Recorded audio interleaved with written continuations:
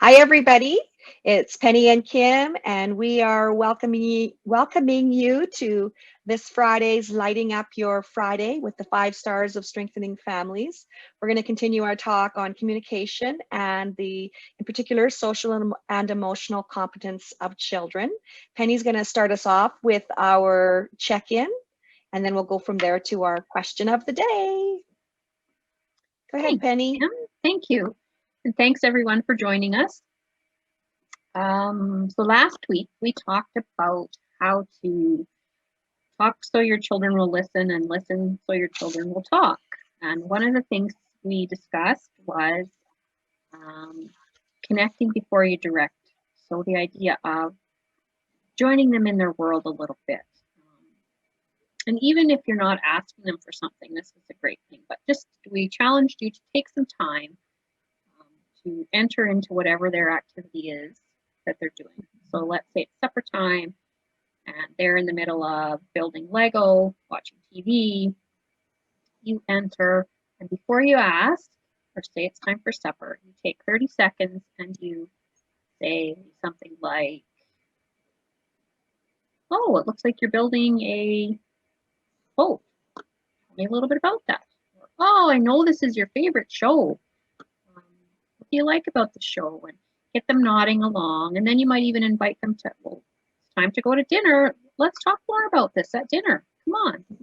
You know, those ideas of joining them and showing them that what they're doing is important and that helping ease that transition a little bit, just really getting to know them and allowing them to feel seen and heard by you. So that was what we asked you to do.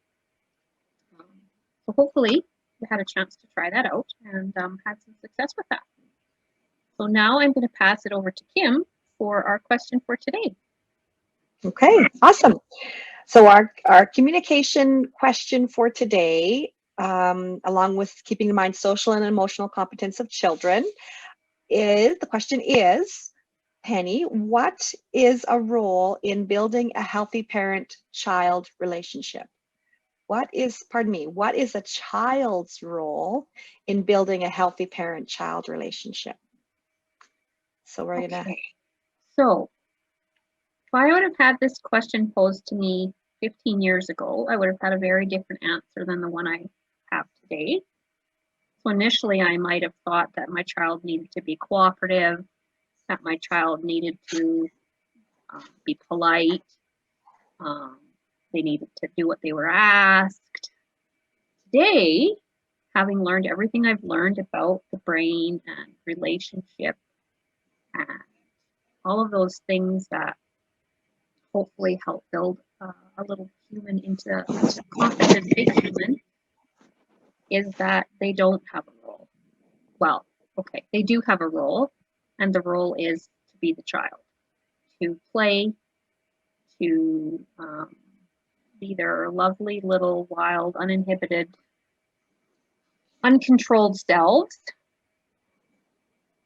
Full stop.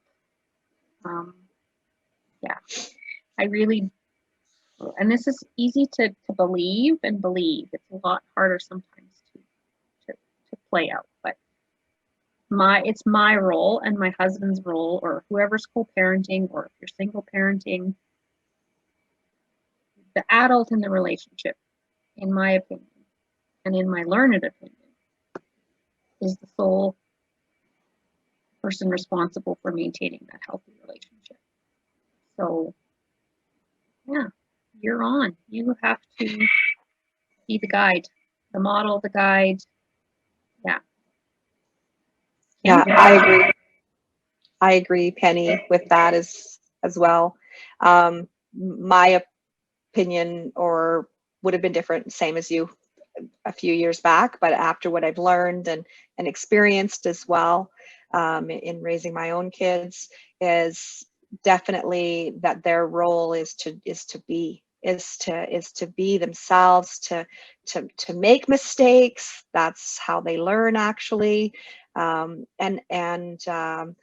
role is to hopefully feel significant in our lives, to feel like they matter, to feel like they're cared for, and that we will take care of. That's their role, is to feel that. But I guess in a word or a phrase, it is for them. Their role is for them to just be.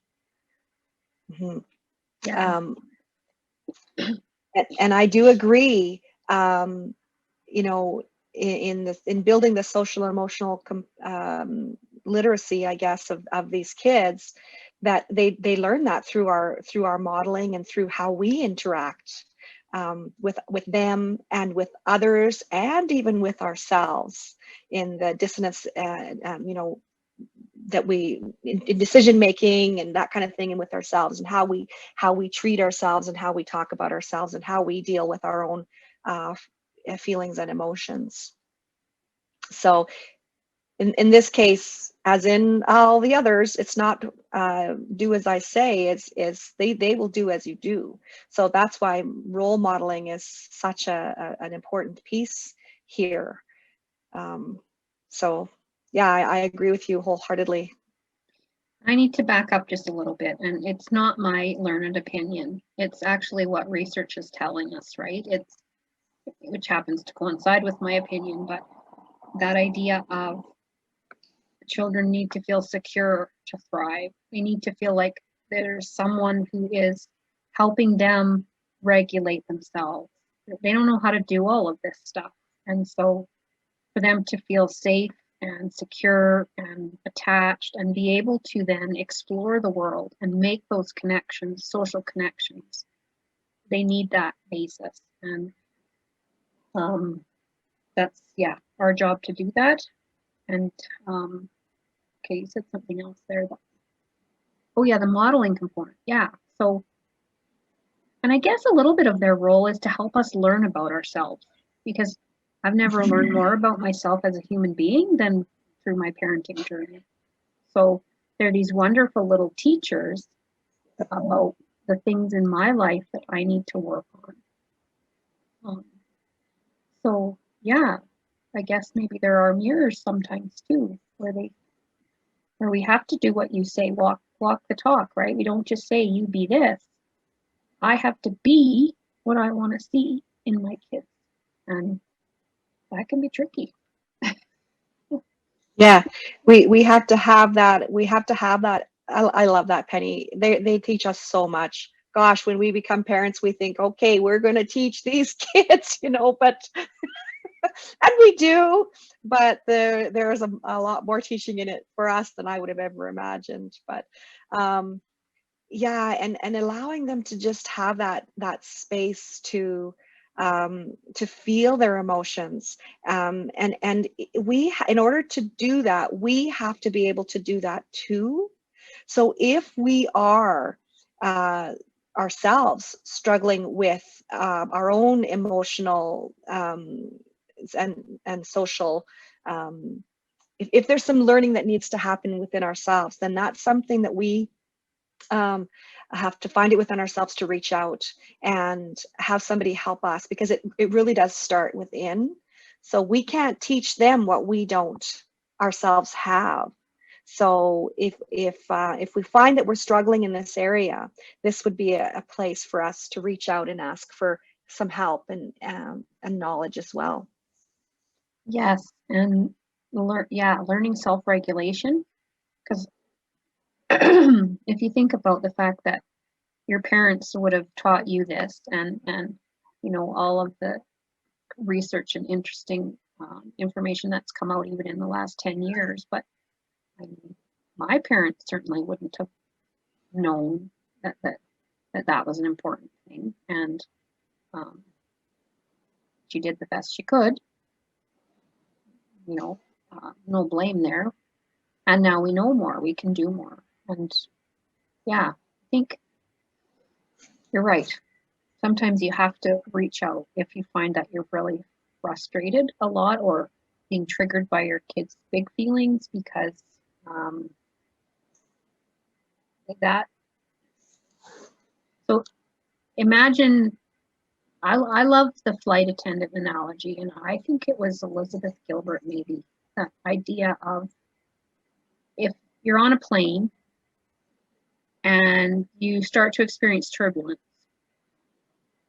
And you look to the flight attendants, right? Because they're like, the people that you look to. And imagine you look to them and they look like this. Like, what's that going to do to you?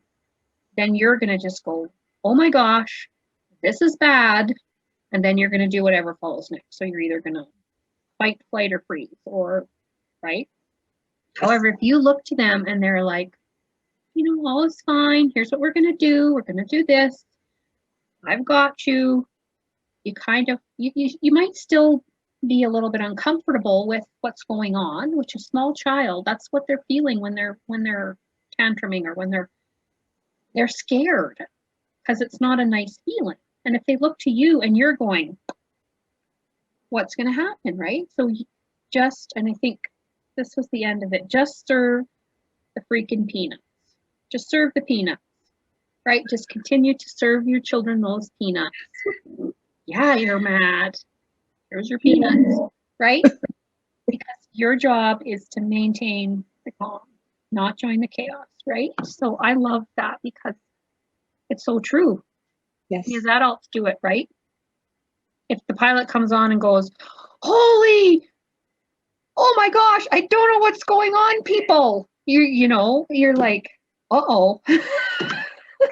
If he's not flying this plane, I better get up there and do it myself, with the knowledge that I don't have of flying a plane, right?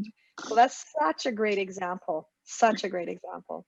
And that's where unhealthy coping mechanisms start, right? So the children think, well, my grown-up can't handle my emotions. There's either something wrong with them, or goes something wrong with me, or I gotta not do that because my alarm bells are going off. So seems, yeah, it's a crucial component of teaching them how to feel free to express their emotions, and of course guiding them in an appropriate way as you go. Yes, and knowing that self-regulation, that it's grown. It's yes, we can give examples on how, what they can do, and we can give them even exercises to help. Games like Mother May I, and all those games, Simon Says, they help, inhibit, us from wanting to take a step forward, and they've really helped. We did those games without even realizing it as youngsters, and played those games. They were really helping, but it really is a maturation. And so if we can understand that as their caregivers, then we can sort of hold this space for when they do have these big emotions and upsets, but that's not the time to teach the social and emotional, I guess, lessons of, well, this is frustration, or this is sadness, or that all happens at a different time, when everything is nice and calm and there hasn't been any lids flipped, including your own. Right? So yeah, it's definitely a maturation piece, and the job, I guess, going back to our question, for the kids is to just be, and yeah, that's it. That's where I want to end that, I think, for me. Me too. So this week, your take home is small step is to expand your awareness around your expectations of your child. So we're not talking about sort of ages and stages expectations, like should they walk, should they sleep through the night, but more so, what do you expect them to be doing or giving in your relationship, your child-parent relationship? Just bring some awareness to that piece, and then have a look at those expectations and see if they fit with your goal as a parent for your child. Because different families have different ideas about what that end looks like, and that's for you to decide. So all we ask is that you just bring a little of awareness into what your thoughts are on how your child contributes to that, or if they need to. Yeah. Okay, awesome. So thanks everyone again for joining us. Enjoy the rest of your Friday. Next week, we will be back again with our 6th and final installment on communication regarding social and emotional competence of children. Awesome. We'll see you then. Take care, everyone.